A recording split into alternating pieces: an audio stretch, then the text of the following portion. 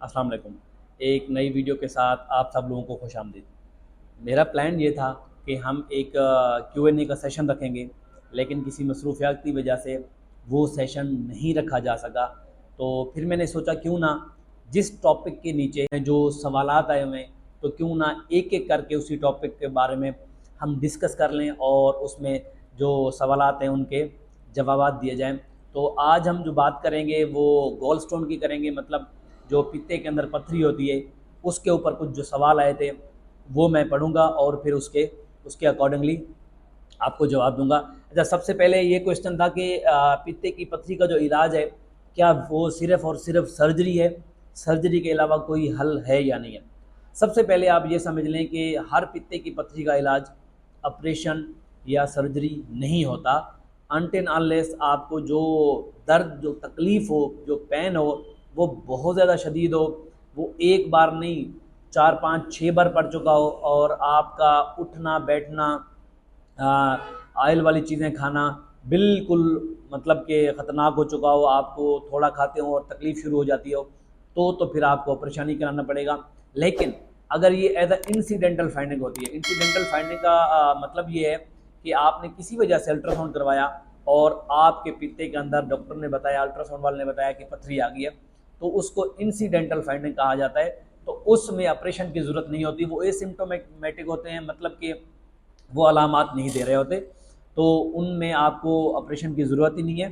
आप बिल्कुल ठीक होते हैं। कभी कभार अगर आपको दर्द पड़ता है तो मैदे की आप वो इस्तेमाल कर लेंगे, वो ठीक हो जाएंगे। तो हर पित्ते की पथरी का इलाज ऑपरेशन नहीं होता। अब दूसरे नंबर के ऊपर ये है कि दूसरे नंबर पे पूछा हुआ था कि अगर हम सर्जरी करवाते हैं, ऑपरेशन इनको करवाना है, लाजमी है, डॉक्टर ने बोला है, तो कौन सा करवाना चाहिए।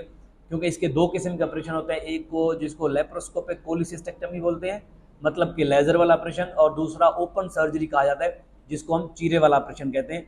तो कौन सा करवाना चाहिए। साफ जाहिर है लेप्रोस्कोपिक जो है वो एक एडवांस फॉर्म है, वो जो एडवांसमेंट है ट्रीटमेंट की वो है।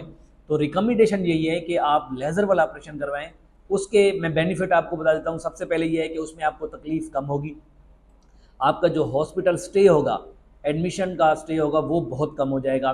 तीसरा ये है कि आप जल्दी से अपनी एक्टिविटी, अपनी जो रोज़मर्रा के काम हैं वो शुरू कर सकेंगे और जल्दी आप अस्पताल से घर चले जाएंगे। और दाखिला भी आपको तकरीबन एकदम से आपको 8 6 घंटे की भूख प्यास रख के आना पड़ेगा और उसी रात ही आपका ऑपरेशन हो जाएगा और उससे अगले दिन आपकी छुट्टी हो जाएगी। दुनिया में इसको डे केयर सर्जरी कहा जाता है। मतलब ये कि आप एक दिन आएंगे, आपका एडमिशन होगा, आपका ऑपरेशन होगा, अगले दिन 24 घंटे के अंदर अंदर आपकी छुट्टी हो जाएगी अस्पताल से और आप घर जा सकते हैं और रोज़मर्रा के काम भी आप 2 से 3 दिन में शुरू कर सकते हैं। लेकिन अगर आप ओपन सर्जरी करवाते हैं, जिसको चीरे वाला ऑपरेशन कहते हैं, उसके अंदर एक बड़ा जो है वो कट लगाया जाता है जिसको चीरे वाला ऑपरेशन कहते हैं, और उसमें आपको तकलीफ़ ज़्यादा होगी, दर्द ज़्यादा होगा, और उसके साथ साथ आपका जो हॉस्पिटल स्टे या एडमिशन है वो लंबा हो जाएगा और आपको जो छुट्टी है वो 2 से 3 दिन बाद दी जाती है। इसी तरीके से आप घर जाके भी रोज़मर्रा के काम नहीं कर सकते। ये मैंने पहले भी एक वीडियो में बताया था कि लेप्रोस्कोपिक और जो ओपन है इसका फ़र्क यही है कि आप अपने जो काम काज है रूटीन वाइज वो जल्दी कर लेते हैं बानिस्बत ओपन सर्जरी के। लेप्रोस्कोपिक बहुत ज़्यादा एडवांस टेक्निक है, तो आप लेप्रोस्कोपिक की तरफ जाए। अच्छा, इसमें एक और इशू आता है, कुछ लोग ये पूछते हैं कि जो लेप्रोस्कोपिक सर्जरी है उसके अंदर जो पित्ता है वो आधा निकाला जाता है। ये बिल्कुल गलत है, ये ऐसे मैथ में नहीं हुई है। आधा नहीं, पूरा निकाला जाए। जिस तरीके से आपकी ओपन सर्जरी या चीरे वाली सर्जरी होती है, इसी तरीके से ही लेप्रोस्कोपिक किया जाता है। अच्छा, तीसरा सवाल ये आया था कि अगर हम पित्ता निकलवा देते हैं तो हमारे पित्ते का काम जो है वो कौन करेगा, क्या हमें सारी ज़िंदगी गोलियाँ या दवाई खानी पड़ेगी। कुछ लोगों का ये कॉन्सेप्ट है कि जब गले का वो ऑपरेशन करवाते हैं थायराइड का, उनको सारी ज़िंदगी थायरोक्सिन खानी पड़ती है। इसी तरीके से वो ये समझते हैं कि उनका अगर पित्ता निकल जाएगा तो पित्ते की दवाई भी उनको लाइफ लॉन्ग ज़िंदगी भर लेनी पड़ेगी। ऐसा बिल्कुल भी नहीं है। देखिए, जब आपका ऑपरेशन किया जाता है पित्ते का तो सिर्फ पित्ता निकाला जाता है। आपका जो बाइल बनाने वाला जो आर्गन है वो जिगर है, आपका लीवर है, उसको कुछ भी नहीं किया जाता। हमारे जिगर से 2 से 3 नालियाँ आ रही होती है जो कि बाइल बनाती हैं और वो पित्ते के अंदर स्टोर होता है, जमा होता है। फिर वहाँ से ज़रूरत के वक्त जब आप चर्बी का खाना इस्तेमाल करते हैं तो वो आपकी आंतों के अंदर आके आपको खाना हजम करवा रहा होता है। लेकिन अगर पित्ता निकाल दिया जाएगा, जो जिगर की तरफ से नालियाँ आपकी आंतों के अंदर आ रही हैं वो बिल्कुल वैसी पड़ी रहेंगी, तो वो आपको जो बाइल है वो देती रहेंगी। वो पित्ते वाला काम आपका जिगर खुद ही करता रहेगा और आपको किसी किस्म की कोई तकलीफ़, कोई परेशानी कुछ भी नहीं होगा।